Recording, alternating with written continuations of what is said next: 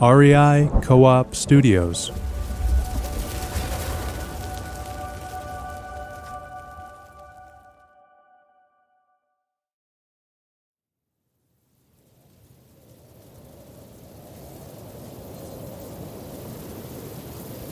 You're in the desert. You can smell it. You can't see anything, but you smell desert.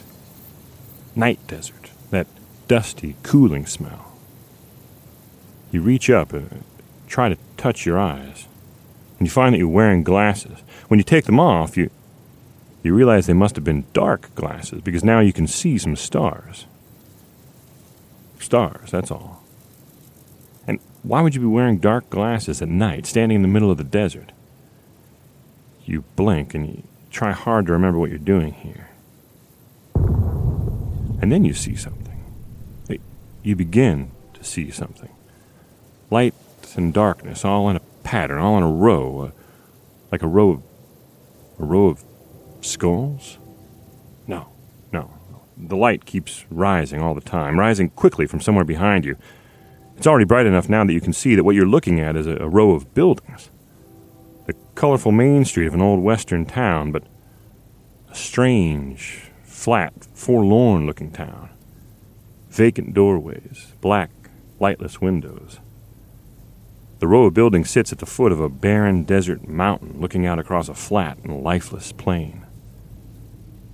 You're standing out on that plain. And the light keeps rising behind you. Strange light, very bright now. Suddenly bright, like the sun has skipped dawn and jumped right up into the edge of the sky, getting brighter and brighter and brighter. But this light is emptier than sunlight somehow, flatter.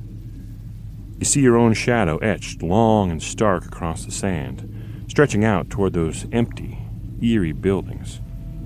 You turn around to look at the light, and it's so beautiful. You can't believe how beautiful it is. You know right away what must be causing it. You've seen films of this before, but nothing you've ever seen comes close to capturing what it really looks like. A rainbow sun. A half orb swirling rapidly up and down the scales of every color imaginable. It looks like it's rising and setting all at once, not behind the flat, vast waste of the desert, but out of the desert floor itself, blasting up a low halo of dust that dances in the changing colors and races away from the glowing semicircle of light. Already it's too bright to look at. You close your eyes, and in a moment even the inside of your eyelids are too bright to bear, and you turn your head away. You can feel the first heat then, like a sudden sunburn across your face. Your mouth tingles with a metallic taste in it. But then the light begins to fade as quickly as it grew, and in a moment you can open your eyes again. And the half orb is still there, but definitely setting now, cooling down rapidly through shades of orange and red until it evaporates completely, leaving a deep, red, glowing column of dust and smoke that rises and rises into a cloud, rises delicately where the orb has vanished, rising until the top of the column slows and spreads gently, silently out at the top. Spreads into the shape of a mushroom.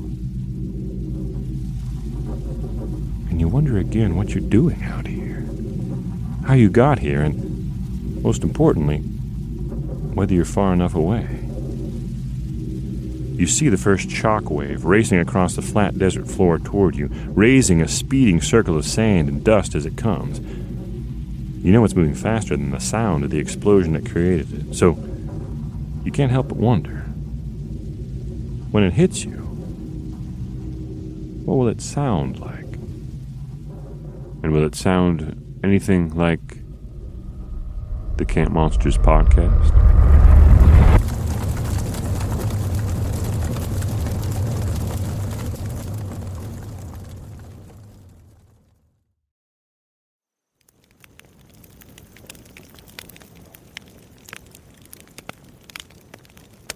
Here we are again, back out here around the campfire. Oh, normally we wouldn't risk a fire in a desert as dry as this one, but well, there's no fire danger here. nothing to burn. Nothing around us but rocks and sand. Nothing can grow. It's that hot. That dry out here on this desert on the border of California and Nevada. Or are we closer to the border of Nevada and Utah? Well, it doesn't matter. This desert doesn't care what state we say it's in or the names that we give different parts of it. Mojave, Sonoran, Chihuahuan, Great Basin. The desert just goes on, stretching right across our imaginary lines and borders, heedless of human history and hotter than, well, just about anywhere else on Earth. During the day, anyway. At night, temperatures can plunge drastically out here. Like they have tonight. So, come on in, a little closer to the fire. Here, you can take my spot because you won't catch me shivering. Not in this Pike Lake hooded jacket by Columbia. Its Omni-Heat thermal reflective breathable lining retains warmth using these little silver dots that reflect body heat, so I stay warm and comfortable even as the temps drop. I mean, who wants to hear a story through chattering teeth, right? As long as I'm wrapped up snug inside Columbia's 100% recycled polyester insulation, I can tell my tales even in the coldest weather. And another great thing about the Pike Lake series of jackets and vests by Columbia is that they come in a range of styles for women, men, girls, boys. Even some of the creatures we talk about here on Camp Monsters could probably find a Columbia jacket to fit them. Maybe if they weren't so cold, they wouldn't be so cranky. And they'd definitely be more stylish. So however you like to look while you're staying cozy outdoors, Columbia has the warmth wear for you. Columbia unlocks the outdoors for everyone, keeping you warm, dry, cool, and protected. No matter what your activity is, Columbia has you covered. Try on all the great looks Columbia has to offer at your local REI or check them out at rei.com. Of course, just because this desert landscape is so hostile to humans doesn't mean people haven't interacted with it for centuries. Crossing it or eking out existences on the edge of it. Mining it, building railroads through it. When humans couldn't find anything else to do with it, we tried blowing it up. The old Nevada test site is out there, not far from here. It's where some of the most famous nuclear bomb tests were carried out. And while those tests were still taking place, Hollywood tried its hand at making films out here. Westerns, mostly. In the daytime, you can see one of the old film sets across the valley below us, hugging the side of a craggy, desolate hill right on the edge of the salt flats. It was abandoned out here decades ago. It's done up like an old West Main Street. You know, flat-faced building facades painted different colors that were once bright, with signs and shingle boards hanging out front that still have faintly legible words painted on them, like saddlery and dry goods, saloon. If you've seen any old Western movies, you know the drill. A man named Pablo found himself out here not long ago, wandering around that old film set. It was built back in the 50s for a Western that had never been released, a film that some people say was cursed. Strolling down the warped old boardwalk, Pablo could understand why anything filmed out here would get a cursed reputation. The whole set had a funny, silent feeling. Something like it was listening. It was so hot and so lifeless that the usual sounds of bugs and birds were absent, and there wasn't any wind. Just intense heat and silence and the smell of scalded sand. Every time the old lumber of the sets creaked in the sun, Pablo would spin his head in that direction, as if expecting to see someone there. And once there was a sound, sudden, like something falling over onto a wood floor or a shutter slamming against the side of a house in a breeze. But there wasn't any hint of a breeze. Of course, there were 1,000 other possible explanations, but well, the noise made Pablo jump through the nearest doorway. It happened to be the only door on that set that actually had a room built behind it. The old saloon facade. Or maybe they'd filmed some interiors in there. The old-fashioned swinging doors were still on their hinges, and Pablo winced at the loud creak they made as they swung to and fro behind him. It didn't seem right to break the sun-baked silence of the place. The inside of the room was dim in contrast to the blazing sun out front. Pablo took his sunglasses off, put them in his pocket, and looked around the bare space. Vacant old windows with shreds of faded fabric hanging in them, probably the remains of backdrops, and an empty doorway leading out the back to some narrow space between the room and the hill behind. The floor was mounded with fine, wind-blown sand that rippled in arcs outward from the entrance door in a pattern unbroken except where there were footprints in it. Footprints. Huh. These footprints were the first sign Pablo had seen of any other visitors to this lonely, oppressive place. He leaned over to study the marks in the sand, but he couldn't make much out of them. Sand doesn't hold impressions well. There was no telling how old the footprints were. They could have been made the minute before or a month ago. But it was easy to see where they led. Out through that empty back doorway. Pablo's curiosity warred with his what? Caution? No, it was something more than that. An instinct. A feeling that something was very wrong here. That something terrible was coming. A feeling of impending doom. Pablo tried to ignore it, but then... Did you see that?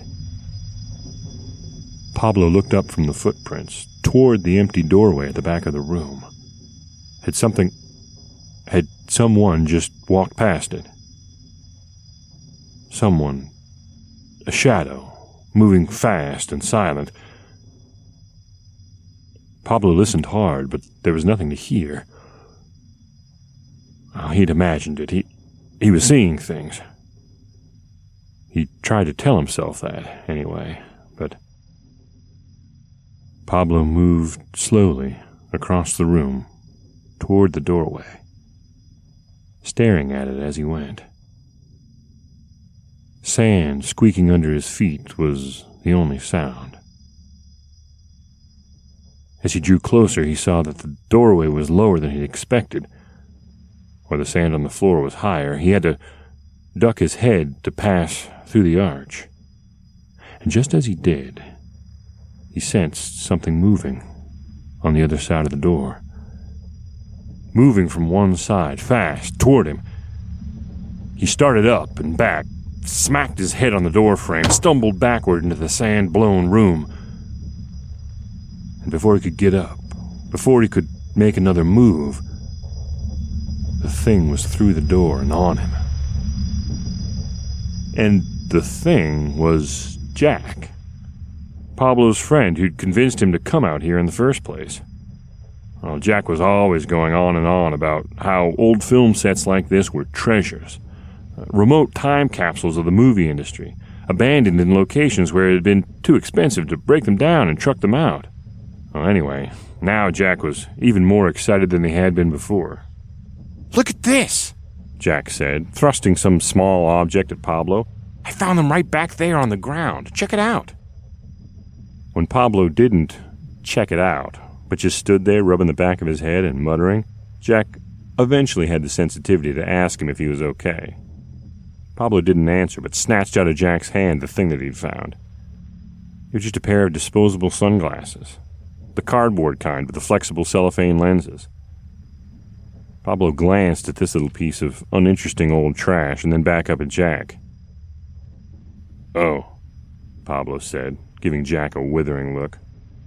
"Wow." He tried to hand them back, but Jack was still all excited. No, Jack said. "Try them on."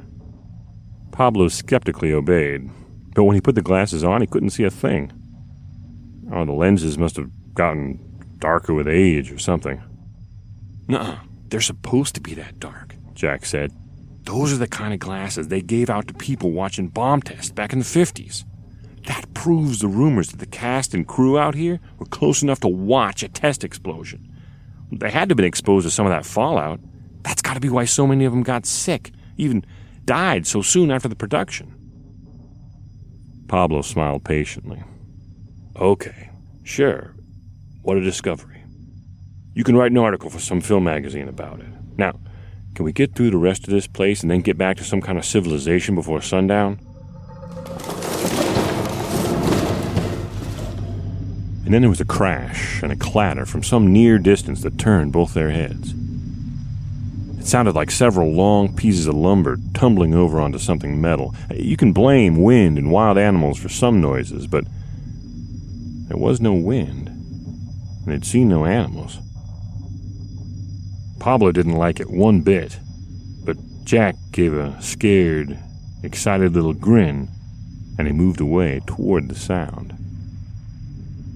Pablo watched him go, then shook his head and shambled to keep up.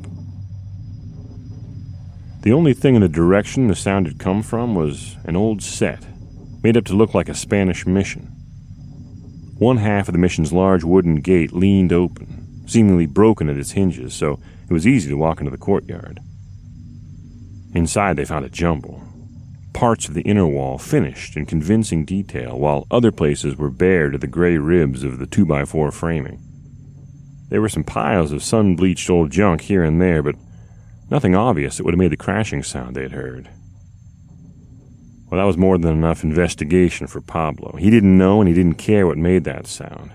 And the heat and the silence of the whole place made him feel stretched and thin, like a dried-up husk that would roll away on the next hot breeze, if only one would blow.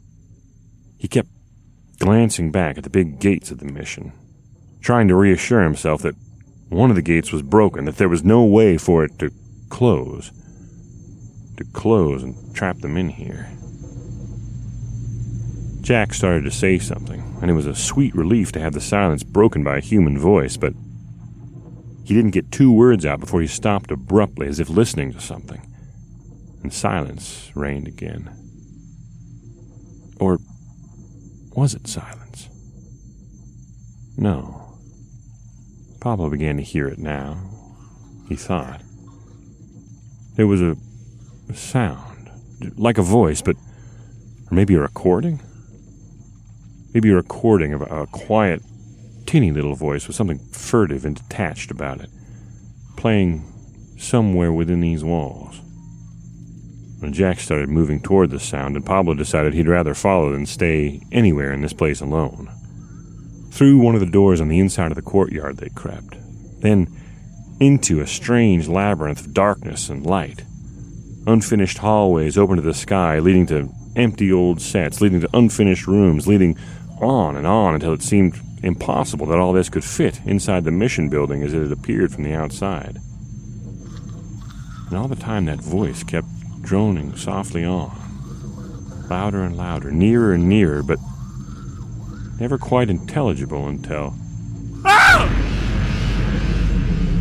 Jack rounded a corner and gave an involuntary shout, and then fell back a step or two, staring through an archway.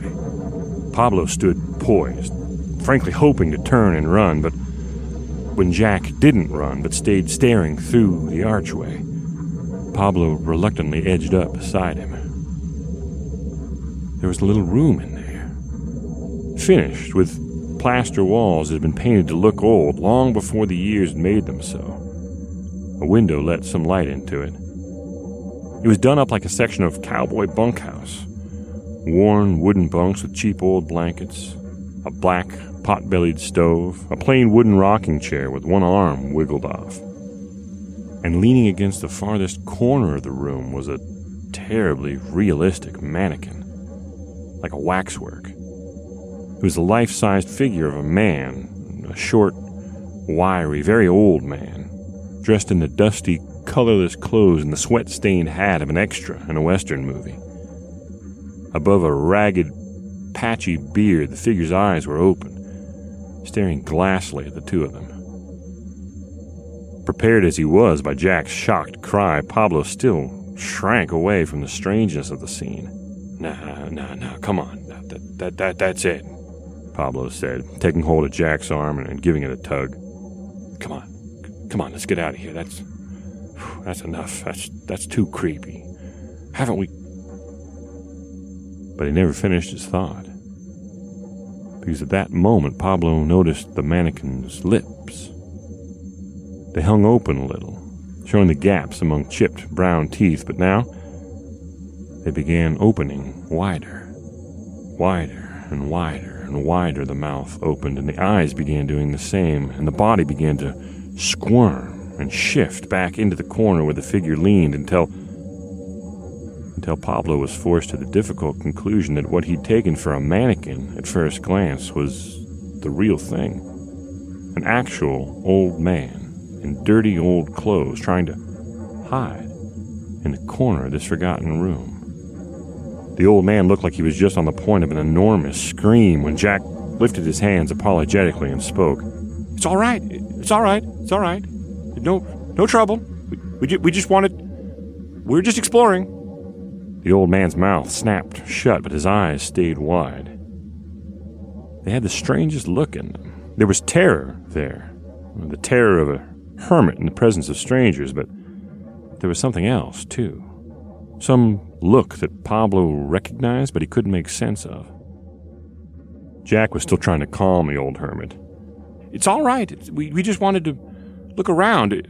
I'm sorry. I'm sorry if we startled you, but, abandoned old film sets like this, we love to come. And with that, Jack was off on another of his gushing monologues about the cultural significance of these relics of film's golden age, etc., etc. The old man squirmed in the far corner. His eyes kept jumping from the two strangers to the room's exit. He obviously wanted to edge to the door and bolt, but something kept him from doing it. Either rudimentary politeness or a fear of getting any closer to the pair. Then Jack stopped abruptly, squinted his eyes, and raised a finger toward the old man. And he said, "But you, sir, you were in that movie, weren't you? I swear, of course you were much younger, but I'm sure I recognize you." The old man looked nervous and shook his head. Then his creaky voice said, "What? Me?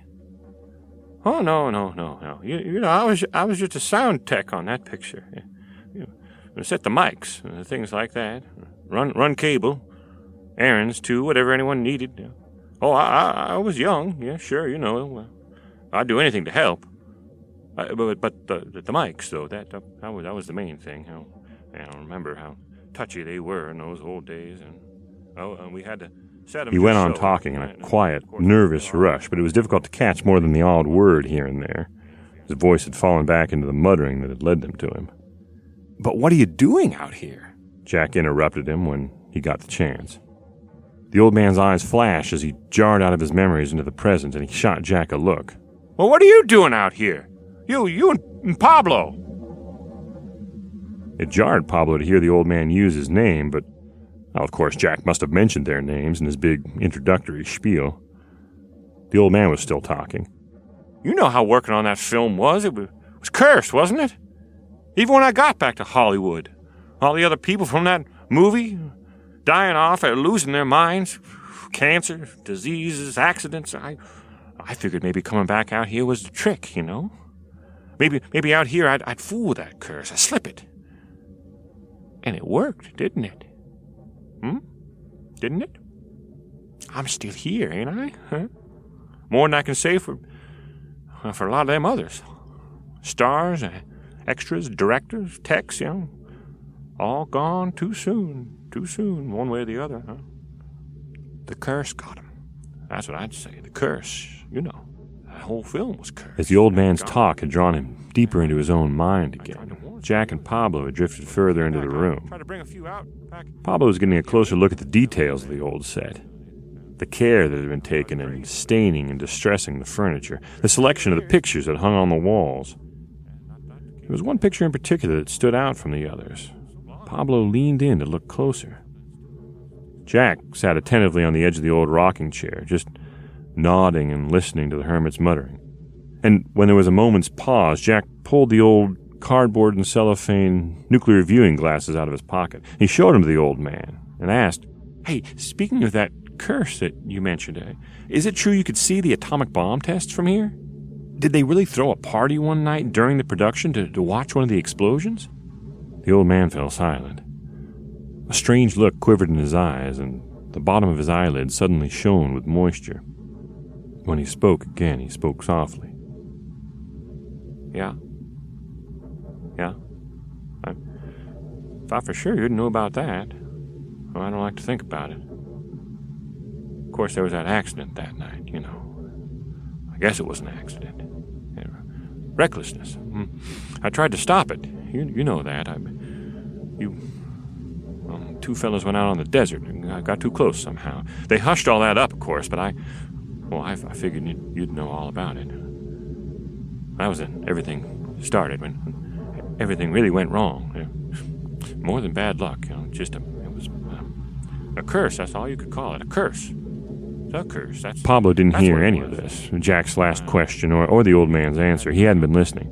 "Hey, Jack, look at this," Pablo said, but Jack didn't answer. "Hey, Jack, look at this old picture," Pablo said again, and he turned his eyes into the room. But Jack wasn't there. The old man was still in the corner, mumbling to himself, and the rocking chair where Jack had been was rocking back and forth, but no Jack. "Hey, where did Jack go?" Pablo asked the old man. The old man looked at Pablo, and Pablo finally realized what had been behind the fear in the old man's eyes since he'd first seen them. Recognition. The old man was looking at Pablo like he knew him, but how was that? Pablo asked the question again, weakly, in a fading voice. Where'd Jack go?" The old man flared up at that. "Jack went out on the desert. On the desert with you, the fool. You both went. That night, just before the blast, the big test. I told you not to. I told you both. I couldn't stop you. So why do you keep coming back? Why do you keep coming back to me? Why? I couldn't stop you. I tried.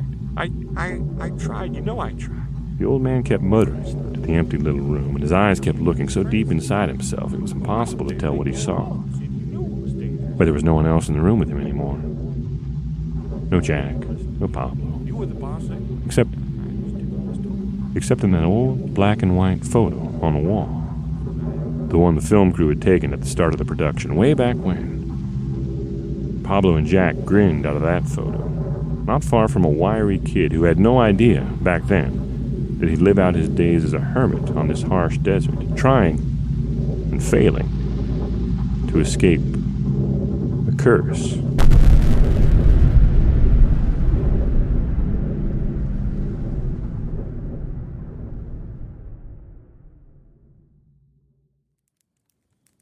Well, so the story goes, anyway. I'm not sure how to explain it. Maybe it was a curse, after all, or just one old man's haunted memories reappearing to him. Or something else. Maybe it was this desert itself. It's so used to being left alone, maybe it prefers things that way. Maybe what seems like a curse to us is just the desert's way of keeping its secrets.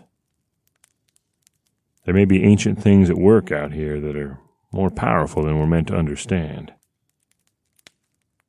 But then again, maybe it was a time slip or something like that. And I'll tell you what, if I could go back in time, back to when I was a kid, I know exactly what I'd pick to take back there with me. Well, you probably already guessed it. Yes, that's right. A Mighty Mogul jacket by Columbia, of course. Columbia designed the Mighty Mogul series specifically for active outdoor kids like I was. And they built in those extra layers of warmth, dryness, and durability that being a kid outdoors demands. Plus, I was always outgrowing my jackets, but the Mighty Mogul features the incredible outgrown system that lets you extend the sleeve by 1.5 inches whenever you want. And suddenly, your favorite jacket that was almost too small fits you perfectly again. And of course, Columbia's Mighty Mogul jackets have all the top quality features you've come to expect from Columbia warmthwear. Omni-Heat Infinity lining that uses an expanded pattern of thermal-reflective gold dots to keep you extra warm in cold conditions. Omni-Tech critically sealed seams that prevent moisture from seeping into essential areas while using waterproof breathable fabric, so you stay dry and comfy in the rain. And reflective details to increase low-light visibility. The list goes on and on. Go try on a Columbia Mighty Mogul or any other great Columbia gear at your local REI or online at rei.com. Anyway, I'm not sure if the curse is real or not, but I know I'll be cursing if I don't get in my sleeping bag soon.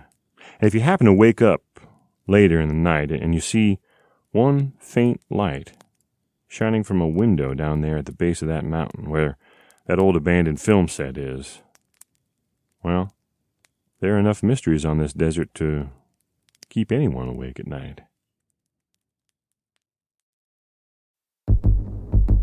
Some people are bound to serve science, and from their command bunker deep underground, our executive producers Paolo Motola and Joe Crosby are gathering valuable data about the shock waves that each Camp Monsters episode creates when it drops. Our producer Jenny Barber and senior producer Hannah Boyd are high overhead in an observation plane, recording the whole thing for posterity. Our sound designer Nick Patry is in charge of the detonation itself, making sure it sounds just right. And standing out there on the salt flats, with only some dark glasses for protection, is yours truly, writer and host Weston Davis. T-minus 3 seconds.